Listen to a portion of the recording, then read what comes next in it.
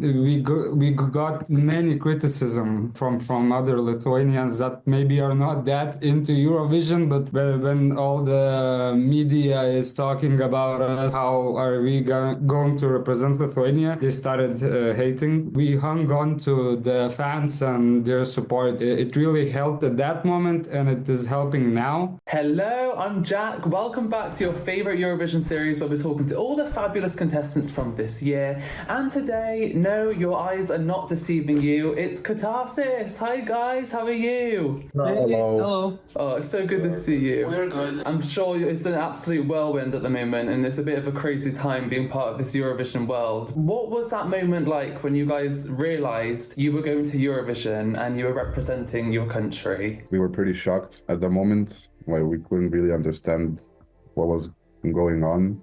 And I think after the day after we won, realized what's actually going on and that there's gonna be a lot of work now ahead. So yeah. Yeah, at first it didn't feel real, we didn't really know what was gonna happen, but it's been fun so far. And I think what's great about for you guys as a band is that you're there for each other and you kind of have a support system and you're each other's friends. Have you been able to help each other kind of process this crazy whirlwind of a journey? Yeah, it actually helps a lot. The four of us, we help each other if there's something on our minds. So we've just basically tried to communicate with each other. Yeah, we can share our emotions, share our experience, go through this Eurovision experience in our own way. We feel it differently, so it's nice to talk about it. It's so nice to have you guys in part of this year because you're bringing something so different, which is so important for Eurovision. Do you feel like it's important for you guys to represent that kind of unique blend of music that you bring to the scene? Yeah, I think absolutely. Alternative music is not that common in Eurovision overall. I would like to see that change in the future, In our nationals, we were, I think, the only ones that were an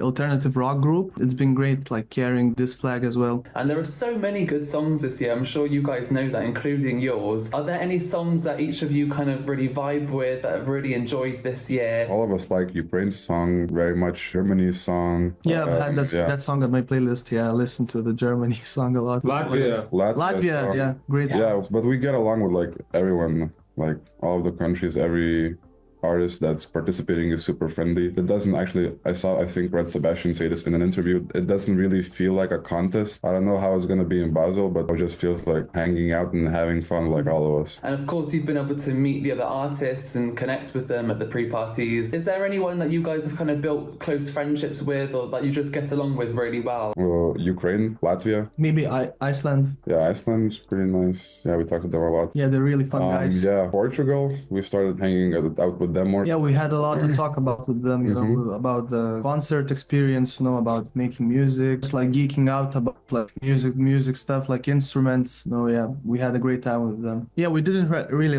talk too much to anyone else, but as Alan has said, everybody is super friendly and we're looking forward to make even more connections. Looking at the big event itself, of course we know Eurovision is known for its big production, big staging as well. Can we expect any changes? Are we going to get a similar vibe? I don't think we can say that much, but we're gonna try and keep it somewhat the same as in our nationals. But we still have to adapt to the Basel stage. I'm sure whatever you guys do, it's gonna look amazing because it's a really unique stage in Basel. Obviously, you guys know that, planning around it. So it's exciting to see what all the artists are gonna bring and kind of adapt to change to the style in Basel. I'd love to talk about the song itself because it's such a beautiful, impactful song. I feel like the fans really find a lot of meaning in it. When I wrote it, the demo version was too alternative for that time for me, so I scrapped it. And after a year or two, when I started thinking about going to our national selection, I remembered this song and it fits the vibe, but it wasn't written for Eurovision. What would it mean to all of you to kind of bring that to Lithuania and to bring a win? Is it something that would mean a lot to all of you? It's super hard to say because just thinking about winning, I don't know, it just feels unrealistic, so it's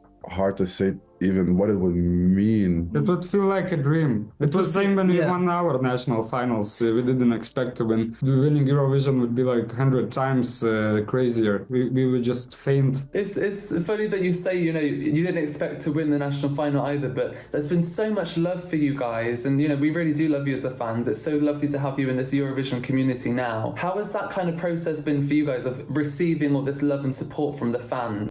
Well, obviously, yeah, it's super nice to get messages and other things like from fans, and hearing that they support us, we like it means a lot to us. It like motivates us to do everything like the best we can. When we just won our national selection, we got many criticism from other Lithuanians that maybe are not that into Eurovision, but when all the media is talking about us, how are we going to represent Lithuania, they started hating. We hung on to the fans and their support. It really helped at that moment, and it is helping now. We're just really grateful to have them. Yeah, it's just so crazy, like seeing people from abroad carrying Lithuanian flag, and singing that song to us. Like, it's lovely. No, we really do love you guys, and there's no hate here in the Eurovision community. Like, we're going to cheer you guys on all the way up until Basel, and I want to really focus on the Eurovision kind of history now.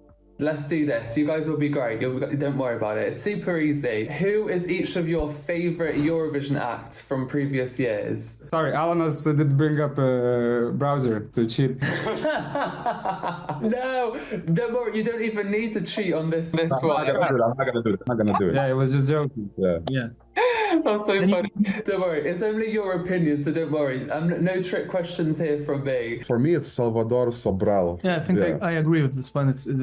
For me, it was also very strong. I really like Albania, I guess, previous year. If you could duet with any previous Eurovision act, who would it be? ABBA. Oh, Good answer. yes, That's a good choice. I would love to see an Tavo Akys little collaboration. Now, who is your favourite Eurovision act from Lithuania in previous years? For all of us, I think Monica Liu. Amazing choice. Okay, and lastly, if not you guys, who would be your favourite act from this year to win?